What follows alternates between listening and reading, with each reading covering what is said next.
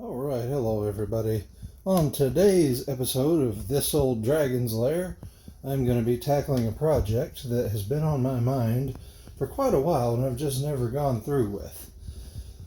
I have monkey bars outside, and those monkey bars have gotten kind of old, and I'm getting tired of battling with the wasps that like to set up nests in it, and getting tired of mowing around it because the briars like to grow up through it, and it's just a lot going on there, a lot of maintenance to deal with. And so I've decided that I'm just going to take that structure down, and instead of being monkey bar free, we're going to the ceiling. That's right, I am going to construct an indoor set of monkey bars running down the full length of my hallway. And I've never done anything like this, but I've thought about it a lot, so it should be fairly fun, hang around and see what happens. All right, so what I've done here is I've gone through, and I'll just show you real quick. I took a nice fat paddle bit here, and this is 1 3/8 paddle bit, and it's really heavy duty one, which wasn't that expensive. It was like $7 for this. But I went through and I marked my lumber at 1 foot, all the way down, except for on the end, because these are 10-foot boards, but it's not a true 10-foot. So basically, I just marked off right here, and I started my 1 foot. But just went through, took the took the paddle bit and drilled out my holes. I basically lined it up with a mark, rolled it over, went down through, and then after I drilled the hole with the paddle bit, I just went through with a little sawzall and rounded out the edges. I had a kind of template here. This is a wooden dowel, but it's the exact same size as the metal bars that I'm going to be using.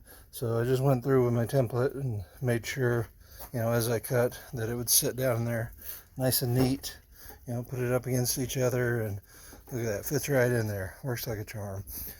It's not really going to matter if these are a little bit bigger than what they need to be. All that matters is that the bar is going to go down in here. This is actually what I'm going to be using right here.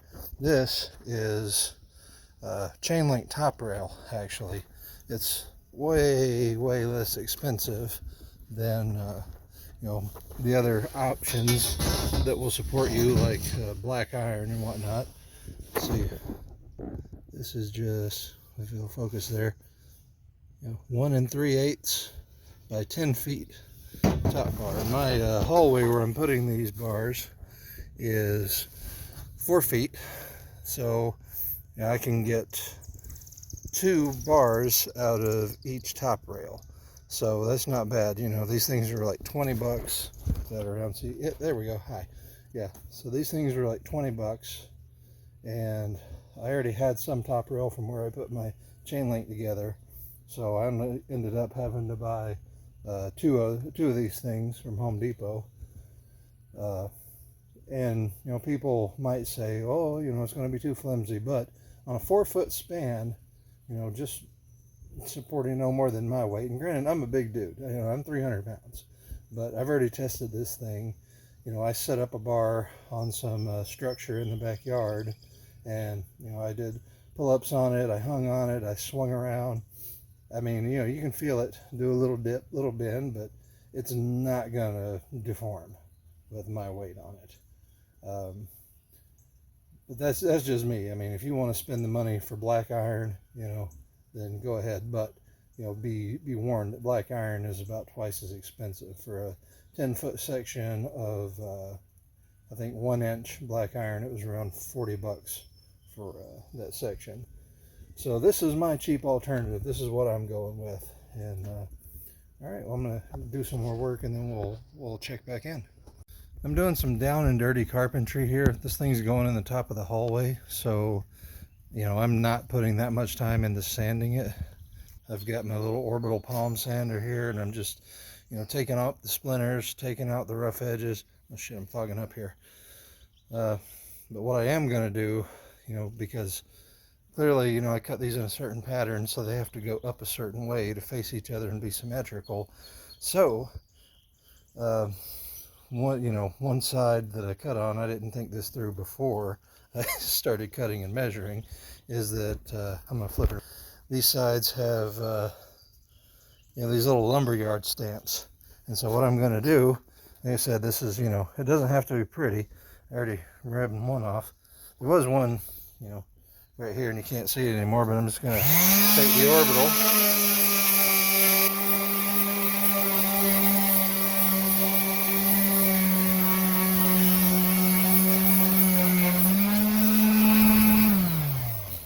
And voila, it's gone. This is 60 grit paper, so, it's not messing around. I'm just getting this stuff done, and I just wanted to show you that real quick, something to think about if you're going to do this yourself. Just think about which side is going to be facing. So with this one, it doesn't matter because, this is the side that's going to be facing out into the hallway.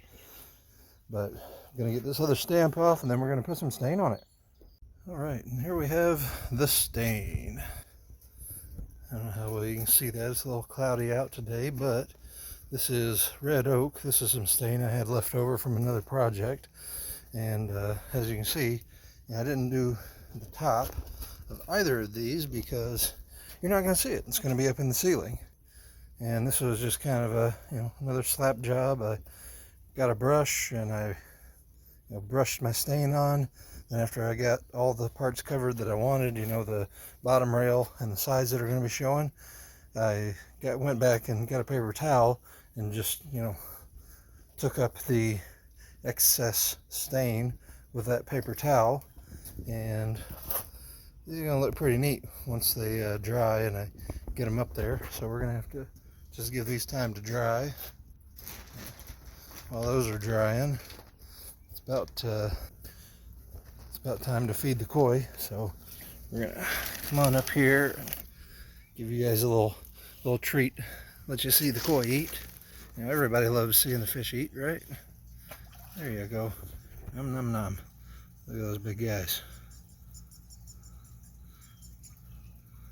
There we go. They're being a little shy today for some reason. Now they're coming up.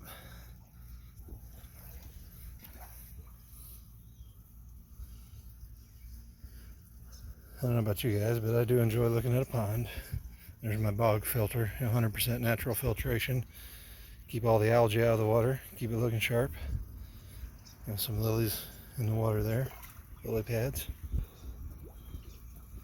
Good stuff. All right, we'll come back once this dries.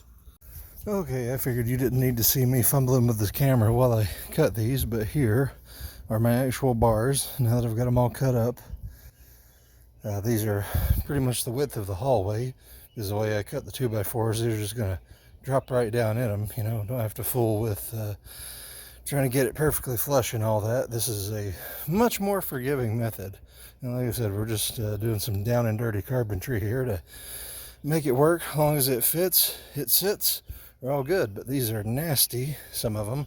You can see that mud there from prolonged storage outside. So we are going to give them a little bath before they go in the house. I don't want to bring a bunch of mud and crap in here. Oh, wolf spider. He's not very happy with the bath. Okay, check back. There we go. Got all the powder off of the new ones and got the mud scrubbed off of the old ones.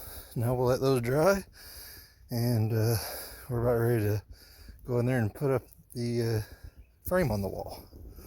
Alrighty, well here we are. We're installing the first rail.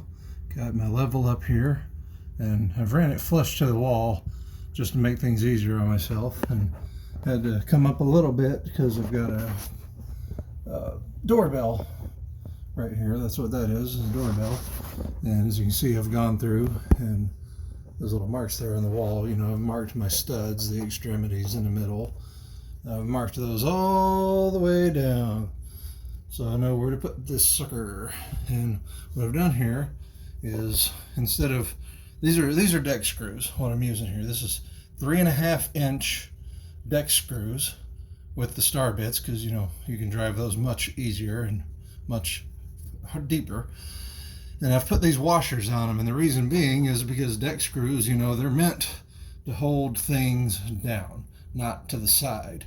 And so my concern is that with being on the monkey bars and the weight pulling down, you know, it's going to be going like So to keep that from developing, you know, eventually eating through the wood, I've put this washer on here, and you can see that I've kind of domed it in a little bit. So even if it does start to pull over time, it's going to be pulling against this washer, so it's a larger surface area. So yeah, just giving you a quick bit on that. Now let's get back to work. All right, side 1 is up. Got side 2 in place temporarily. Just checking my level. It's a little off, but we can adjust. Actually, you know what? That's pretty daggone close right there. Now, isn't it? All right. I think we were about ready to finish screwing this bad boy in and get these rails up. All right, so it's been about a week now since I finished the bars and got them up. Let me turn the light on here. Hopefully it doesn't blind. Bright light. Anyway, let's turn away from that so you can see what it actually looks like here. But like I said, this has been, I don't know, about a week since I finished putting everything up. And it's looking really good. I've used this just about every day. And as you can see, you know, not only being monkey bars, it's also, I've been able to turn it kind of into an obstacle course here. I've got my little steering wheel to hang on for grip strength. I've got my pull-up assist. And I have my gymnastics rings that I can use for lots of different maneuvers. Like, I don't know if you guys are familiar with that, those TRX things, but basically you can do the same thing, you know, with these. These are just like $9 set of roof tie downs from Walmart, and you know, a little $20 set of gymnastics rings that I've had for a long time from Amazon. But these things each have a 600-pound working load and about I think it's like 1,000-pound brake strength. So, you know, I can do Russian pull-ups and, you know, all kinds of stuff on those. But, you know, it's held up magnificently over this week of using it. I've had no issues, nothing's coming loose. Everything is exactly where it's supposed to be. One thing I will point out is initially I was going to secure the bars, but what I'll show you here is I did not secure the bars. And the reason I did this is, prime example right here. I can take the bars off and I can put stuff like this on it at will. And I have cut the notches so deep in the 2x4s that, you know, I can grab a hold of this thing and I can swing around on it. And yeah, the bar might move a little bit, but it doesn't move enough that I'm worried about it. You know, this isn't like Ninja Warrior in here. I'm not doing swings and jumping off the bars or anything. So for me, just grabbing the bars and walking across monkey bar style, it works perfectly. There's not enough movement in them, even being unsecured, that I feel like it's going to hurt my wrist or I'm going to fall or anything like that. But I'm just going to show you. I'm going to use this stuff and let you see what it looks like. First up, monkey bars. Okay, here we go.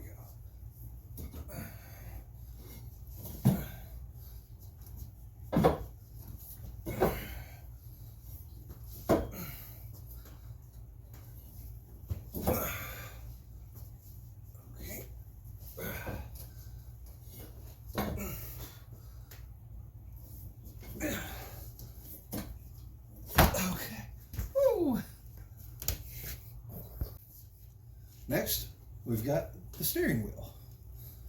Really good for grip strength, so I can just hold on to it and I can actually spin around for fun, you know, because nobody likes a boring workout, right? And this thing is at the perfect height for me to where, you know, I can reach up and grab these things and it's not too much of a drop when I'm done. I mean, perfect height for me. Then I've got my pull-up assistant device here. Really good stuff. It's like resistance bands, but it actually has a saddle on it. Makes it much easier to stand the new pull-ups just like that. Woo. And then lastly, I have my gymnastics rings here for those nice Russian pull-ups. Give the back a really good workout. And if you're strong enough, of course, you know you can do all the gymnastics type stuff, but I'm a fat boy. I can't do that stuff anymore. Maybe one of these days. Well, there you have it, folks. You've seen my little DIY project. You've seen my monkey bars in action. I hope that that's given some of you some ideas, maybe inspired you to, get out and tackle your own projects. For me personally, this is not just a fun project and a fun thing to do. It's also something that I, really need, because clearly I've gotten out of shape over the years, being a Marine Corps vet. Obviously I was in peak physical condition once upon a time, but that's not to date myself here, but that's been over 20 years ago since I had those wonderful personal instructors keeping me fit, but then I enjoyed the civilian life a lot, and I got all fat and nasty, and not waking up at the butt crack of dawn to go run 10 miles, and it takes a toll on you eventually. But anyway, if you guys want to see more of my shenanigans, then don't forget to give it a little subscribe, and you'll get the notification when I get into some other nonsense. Hope you enjoyed it. Have a good one, guys.